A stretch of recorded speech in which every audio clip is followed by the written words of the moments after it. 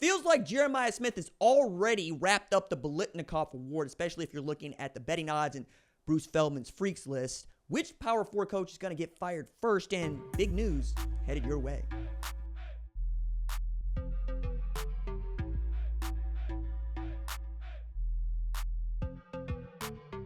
What's up, kinfolk? It's RJ Young. I am not on a step mill. If this is your first time watching Adapt and Respond, thank you for joining us here. We talk college football. We talk football year-round. If that is something you're into, go ahead and hit that subscribe button, like this video, and answer the question in the comments below.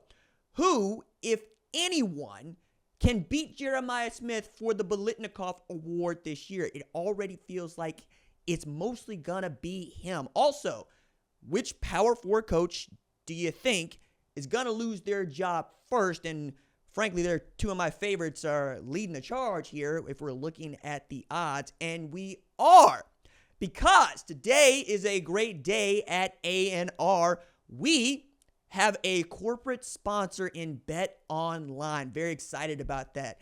You're going to see from me weekly picks. You know, I pick straight up. I don't do the spread. I do the money lines because I'm talking about the scoreboard. I'm not talking about covering. But we'll also get into Heisman odds. We'll get into national championship odds. We'll get into college football playoff odds as the season keeps going. So this just won't be the one-time thing that we're used to doing here. Also, this is a really cool betting organization. Like I'm telling you, fast payouts, which who doesn't like to get their money fast and quickly? High limits. I don't know if you want to bet the mortgage on what you're doing, but, you know, maybe that's what you might want to do, especially if you think it's a sure thing. Jeremiah Smith might be a sure thing as you can get. Bet Online offers fast payouts and high limits. So if you are the type to take part in betting on said football game, right? Perhaps this is the place where you want to go. And I'm getting these odds that we're talking about for Jeremiah Smith. For the Mackey Award, frankly, I think Eli Stowers is a great pick there. And for the college football coach in Power 4 that's most likely to get, you know, canned first, from there it's fun, right? Along with Bill Belichick and whether or not he will be coaching in the NFL by the NFL draft in 2026. This is me learning very quickly about what's going on in the betting community and how it informs, frankly, the sport of football. Like, I've not seen this much activity around gambling in quite some time. And I'm excited to go on this journey with you. Like, really, to get this kind of backing that we have from Bet Online allows us to have a bigger and bolder show. This is going to be so much fun. And you're going to hear me talk about them quite a bit and incorporate some things in the show. Like I said, the weekly picks, pretty good last year if you were keeping score. Yeah, there were some losers in there, but you know what? That ain't what we do here. As a matter of fact, this is what we do here. How good is the start? It's a good start. It's a great start. Yeah, it's the first win. And why do we play? You play to win the game. And what do we want? I want winners. I'm not bipartisan. I'm not bipolar. I'm not Biden. I'm by winning. I win here and I win there. So let's talk about a winner then. Let's talk about winners. Let's talk about by winning. Jeremiah Smith, top of the list for all of these, right? It feels like Jeremiah Smith's season, unlike it was last year, where many people, myself included, were trying to tell y'all what was coming. We were way ahead on number 4 being the guy at Ohio State, even as a true freshman. And not unlike Alex Palou in IndyCar, he's just getting better and better and better. He's gotten bigger. He's gotten faster. He's gotten stronger. And that's after 1,315 yards on 76 catches, I believe 15 TDs on a national championship team. He was the best player as a true freshman. And if you are keeping up with college football news, and I'm sure you are because you watch this show, you know that Bruce Feldman put out his football freaks list. And man, it is some of the coolest nerdy reading that we get to do all year long. Bruce goes all around the country collecting stories from strength coaches, head coaches, and players to populate and accumulate this list where he ranks them. It's one of the cooler things that we have in the sport, and frankly, it has become its own brand inside of what Bruce Feldman is doing with being one of the popes of college football for the last 20 plus years. But I believe it's worth really just throwing down here what he threw down there at The Athletic if you are so inclined. Called him the best college football player in the nation, and it's also its biggest freak. And he won't turn 20 until after Thanksgiving. The man is just 19 years old. Again, I said 76 catches, 1,315 yards, 15 TDs last year. What if he could be better? Because last year, he also led the country in receptions of 50 yards or more with 6. And this is after, he dropped the first pass that he was targeted with in his career. It's going to be a really cool story that his grandchildren get to hear over and over and over again about how, if you don't make it the first time, try again. I'm laying it on thick there because that's ridiculous that people want to linger on this. 6'3.5", 223 pounds. He's already up from, he said, I don't think I could do more than 5 reps at 225 before I got to Ohio State. Now, after being with Mick Marotti for so long, he's doing 225 for 20 reps at this weight. He broad jumps 11 feet, 38-inch vertical, 23.5 miles per hour on the GPS. And Bruce was like, hey, do you think you can get 24? He says, I don't know about that, dog. That's track speed. For those of y'all that don't recognize what he means when he says that's track speed, if Jeremiah Smith weighed $170, he'd get to 24 miles an hour. He'd be lighter. And when you're lighter, you move quicker. That's why I'm absolutely destroying people going up these hills. But I've also got this sprinter's body from running track at TU in the 400 where I'm strong and fast. I'm having a lot of fun on my bicycle, learning how to ride bikes again, and cycling, taking on this crit is going to be really one of those things that I'm looking forward to. But there's something to be said about being as heavy as he is and as long as he is and still being able to throw 23.5 miles an hour down. Man, that's ridiculous. Squats 550 pounds at this weight and is really the guy that you want in your receiver room, not just because he talks it and walks it, but because he takes care of his body. Salmon, broccoli, he's eating right. It's almost as if he wants to find out just how good he can be at the college football level. And we just don't know because we haven't seen a true freshman like him at the wide receiver position. I mean, the only comps I can come to that were supposed to be like this, Dorial Green Beckham, remember him and how everybody wanted him and didn't turn out to do much. But that was the way in which we were looking at him. We were thinking this guy could be everything that we thought Jeremiah Smith was. The guy before Jeremiah Smith, Emeka Egbuka, right? 2021 class, the leading receiver, all-time catches at Ohio State. But even he got usurped in his final year as the dominant number 1 by Jeremiah Smith. So looking at all of this and knowing what kind of Heisman odds he's getting at the wide receiver position, that he could put up the kind of numbers that Devontae Smith did when he won the Heisman in 2020. It's really difficult to look at the rest of the field and not pick Jeremiah Smith. As you can see, the Fred Biletnikoff Award has this, dog. It's just plus 300 for Jeremiah Smith, which feels like found money. So you throw down $100, you win 300 if he wins the Biletnikoff Award. And then you're talking about Ryan Williams at plus 450 at Alabama. Jordan Tyson at Arizona State, that's one at plus 1,000. Now, Jordan Tyson for me is interesting, right? Because he's one of those wide receivers that we saw coming on in a big way before he got injured, and Arizona State was still good. Remember, they make it to the quarterfinals. They take Texas into the deep water. They won the Big 12 championship. And as I'm continuing to look at this, I am thinking about Jalen Hyatt and what he was able to do at Tennessee. That's where Jordan Tyson lives for me. So if you wanted to go ahead and throw down a wager on said player, I would not sneeze at that. $100 to win 1,000 on a wide receiver that probably is going to be the best wide receiver in the Big 12.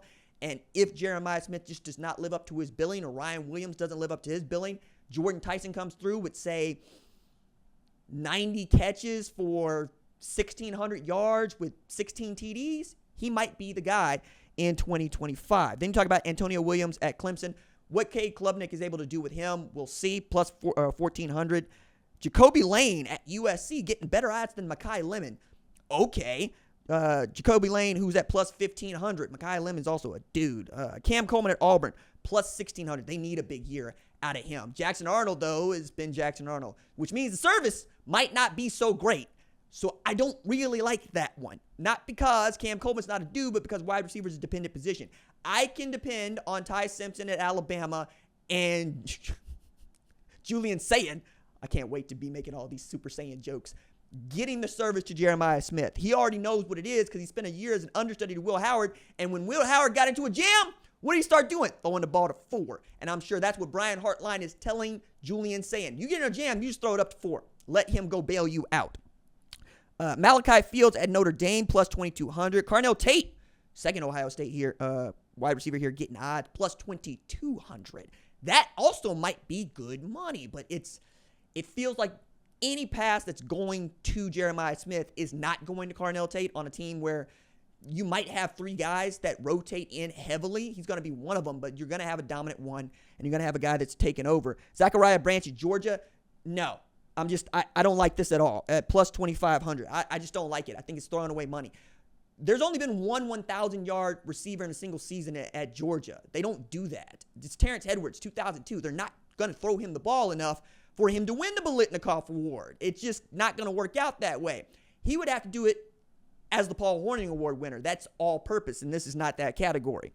We're looking also at Ryan Wingo at Texas, plus 2,500, although the way that DeAndre Moore has been talking, you can get those sort of odds for another Texas player, and you can at plus 2,800. I like that a little bit more. I think that DeAndre Moore also has a kinship with Arch Manning that is going to pay dividends down the line. So throw down $100 on plus 2,800, and you could be in some real found money. Mekhi Lemon, I mentioned him. I like him. Plus 2,800. If Jaden Mayava turns out to be pretty good, I think he's going to be feeding the rock to Mekhi Lemon quite a bit. I like that as well. Denzel Boston at Washington, you got to depend on Damon Williams, who we don't know much about in as far as how he's going to start, how he's going to play.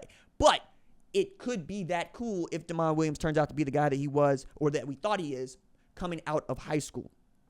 Aaron Anderson at LSU, I'm not real sure about that one because you got a Nick Anderson over there. You got a Baron Browning over there. Garrett Nussmeier is going to throw for 1,000,000 yards, but I don't know that he's going to have another guy like he did last year. We'll see, right? There's potential there. But if he's got a couple 1,000-yard receivers, I don't think that either one of them is going to win the Biletnikoff Award any more than I think, Brian Thomas could beat out Malik Neighbors. It's possible. I just would not want to go into that. I would like to pick a wide receiver where I know the ball is going to get fed, like Arizona State and Jordan Tyson, like Ryan Williams in Alabama, like Jeremiah Smith in Ohio State.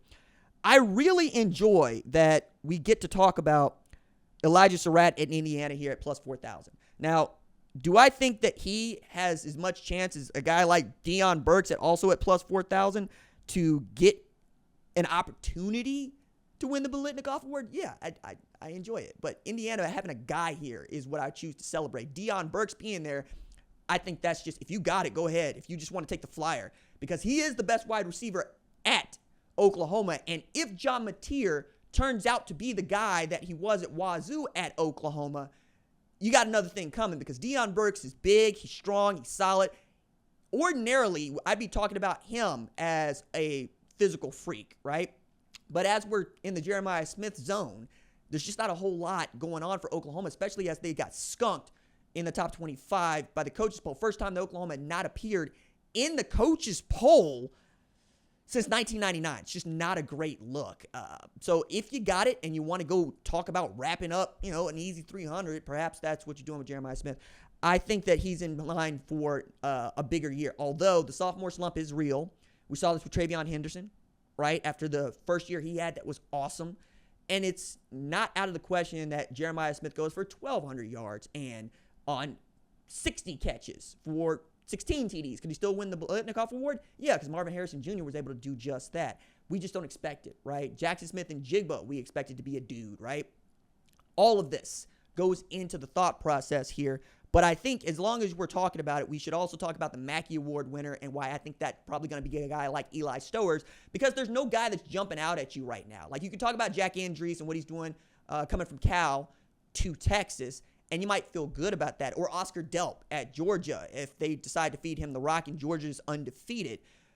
But the thing that I would tell you about Eli Stowers is he's got a quarterback in Diego Pavia who knows that it's his number one target. So it's going to be a lot like Stetson Bennett and Brock Bowers, right? You're also talking about the first team All-SEC tight end at Vanderbilt. That his name is going to ring out. People are going to remember that he was on that team last year and that he was on the preseason team this year, and that's going to carry him with voters. That's what else you're gaming against. You're not just gaming against who the best player is. Often you're not.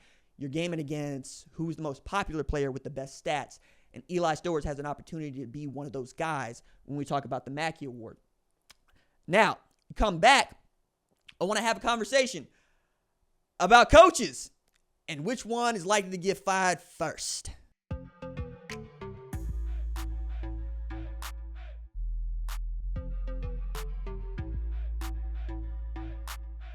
Back on Adapt and Respond. If you are new to the channel, go ahead and hit that subscribe button, like this video, and answer the question in the comments below. Which head coach do you think is going to be the first one to get fired in 2025, and who and what should they do? Who do they have to beat, I should say, and what do they have to do to avoid that fate? These are also odds you can find at Bet Online, where you can, I think, wager on almost anything that's related to college football and the specials, right? Specials there, I thought it was really fun. Will Bill Belichick be an NFL head coach before the NFL draft? I feel like the answer to that is no, and it might be an easy $600 for you. But I also think it's really fun that they got this feature here. Now, normally, we don't really like to talk about coaches getting fired because nobody likes to talk about anybody else getting fired because you don't want to talk about yourself getting fired. But the fact of the matter is that is what happens in college football. Head coaches get fired. They change jobs often enough. And when the results aren't the results, they might pay you to go away. And we saw that with Jimbo Fisher, Texas A&M. Doesn't matter that you were able to beat Alabama as an unranked team. All we saw there is you weren't doing enough with the potential that we gave you. You got this outstanding recruiting class that turned out to be absolutely nothing and nada, that it felt like you overpaid for before name, image, and likeness and revenue sharing became a really, really, really big deal. And now we're talking about Jimbo Fisher commentating on the ACC network, right? Which could be a fate shared by many. Like Mark Richt was out there doing that. So as I looked at these first Power 4 conference coaches that could be fired on Bet Online, look, Brent Brennan at Arizona getting plus 400, I can kind of see that because you had Teterow McMillan and Noah Fafita last year, and you weren't able to do much. This year, you're talking about, okay, we had a bunch of guys that didn't understand what it was to be Wildcats. We coddled a bunch of dudes. We're not doing that this year. It's a job he really wanted. It's why he left San Jose State to take it. But you got to make it happen with Fafita and those guys this year. And he thinks he's got enough in the wide receiver group to overcome the loss of McMillan. And then you got to keep the lid on the defense, right? I think you got to be near the top of the Big 12 to ward off any firing, especially knowing that Arizona State, your in-state rival and your hated nemesis, won the conference championship in a year where they were picked dead last. Got to make it happen. But even more dire for me is seeing that Brent Venables at plus 600 has better odds to be fired than Sam Pittman at plus 700, than Brent Pryde, Virginia Tech, at plus 700, and Hugh Freeze at Auburn at plus 800. That is how hot the seat is for many Sooner fans as it relates to Brent Venables. I'm not one of them, right? I'm not one of them with Sam Pittman either, for that matter. I genuinely believe both of those guys are the best men for the job right now, but the results have to add up. And I think Sam Pittman has shown over and over again, give him a team that he thinks he can go win with, and he will. He won 9 games a couple of years ago. Last year, they beat Tennessee, who had beaten Oklahoma, who made the college football playoff. Then they got absolutely stomped out by an Ole Miss team that ends up getting a win against Georgia. Arkansas, for me, is one of the toughest jobs in college football because they play in the SEC and because they haven't allowed themselves to spend on par with teams like LSU, Alabama, Tennessee, other programs, even though they are the team in the state. And there are lots of Razorback fans that believe that because they're the team in the state, they don't have another rival that they really got to argue with, say like Oklahoma State and Oklahoma or Texas and 5 other Power 4 programs. They feel like they should be better. But I would submit to you that Bobby Petrino era is not indicative of what it's like to coach at Arkansas, right? There's a reason why we still raise Frank Broyles up. When you're able to win a national championship at Arkansas, I think that, yeah, you can do whatever you want and your family can do whatever they want for the time being because that's just not supposed to happen. It doesn't happen. Arkansas playing the SEC championship game doesn't even happen. Them making the college football playoff would be such a cool deal. But I think Arkansas fans, like Oklahoma fans, are getting kind of fed up with the results and they would like to see somebody else in charge. And on the one hand, I get it, right? Not being great is not being great. Arkansas has not been great. But Oklahoma has been bad 2 of the last 3 years. 6-7, 10-3, 6-7. Going bowling ain't good enough at Oklahoma. Winning 7 games ain't good enough at Oklahoma. You managed to not even do that. And now entering a year where Oklahoma is not ranked inside the preseason top 25 of the softest top 25 ranking that we have. Coaches poll. Everybody wants to tell everybody good things in the coaches poll. That's bad news. That's bad news, especially when your general manager, the guy you hired to be the general manager, has a higher Q rating than you do in Jim Nagy. Now, Jim Nagy's not actually been a part of a team that's winning or not winning, and we don't know what the players that he has brought in are capable of yet. I think this is how Brent Venables was lauded too, because when Brent got the job, took the job, it was a monumental moment for Oklahoma fans. Finally, we got a guy back who understands us, who thought that this is the last and only place he ever wanted to be a head coach. Unlike Lincoln Riley, who loses to Oklahoma State and the next day he's on a plane to Los Angeles. Okies took that hard. Okies still take that hard, right? I have let it go. I go and be happy over there, dog. We like to rub our knuckles in the dirt over here and make people earn it. When you're not able to give us those wins, then we get antsy, because that is what Oklahoma is built on. Not unlike Arkansas. You got to go out and take your respect by beating people up, because people will tell you all sorts of nasty things. Do y'all have wagons over there, covered wagons? Do y'all still live in teepees? All kinds of crappy stuff. The only thing that you get to say is that the NBA champs are in Oklahoma City, baby. And that there's 7 national championships, 7 Heisman Trophy winners that come through Oklahoma. You come to Oklahoma to win football games at the highest level. When you're not able to do that, people can tend to take it really hard. Other guys that make this list that I think are worth pointing out. I thought Scott Satterfield would be here at plus 1,000. Doesn't shock me. The dudes that I think are more interesting to point out that I don't think should be here. Sonny Dykes at Texas Christian. He's getting plus 3,300. Mario Cristobal at Miami. He's getting plus 3,300. Scott Frost just got the damn job in Central Florida. He's getting plus 3,300. Joey McGuire at Texas Tech, whose program just spent about $25 million, according to Sam Kahn at The Athletic, on the football roster. Yeah, he might be in there. Now, he's also said, this is the last place I want to be, and they're giving him everything he needs. But I think he's going to feel the pressure of needing to win, because the numbers are the talking point. Okay? You saw what Ohio State was able to do with $20 million. What should you do with 25 at Texas Tech? Now, grant you, Texas Tech has not won 9 games in a single season since 2009. They have not won a share of a conference championship since they were in the Southwest Conference in 1994, and they have not won an outright conference championship since 1955 when they were part of the Border Conference. There's a lot of pressure on one of the best high school football coaches of the last quarter century in Joey McGuire, because they gave him the money to go get the offensive line he wanted. He was able to go get dudes out of the portal like David Bailey, brought Micah Hudson back out of the portal to play wide receivers, got Baron Morton back there. They got Quentin Joyner back there playing tailback after losing Taj Brooks. They ought to be really good. And as Cody Campbell, their billionaire booster, who is something like, their general manager to their general manager, has said, nobody in our conference is more talented than we are on the football field. And you know what? I think there's a lot to that. I think there's something to be said. I think you need to point that out and make that stick. Otherwise, it might be tough to move around in Lubbock, Texas. All right. That's going to do it for this episode of Adapt and Respond. If you like the show and you're happy that we got ourselves a sponsor here, go ahead and hit that subscribe button, like the video, and tell me about it. If you're listening on the podcast, thanks so much. I'm still giving out those stickers. If you fill out the form in the description below on the YouTube video, I'll put it in the mail to you. Very excited. This is a really cool day for us. Look for more like it.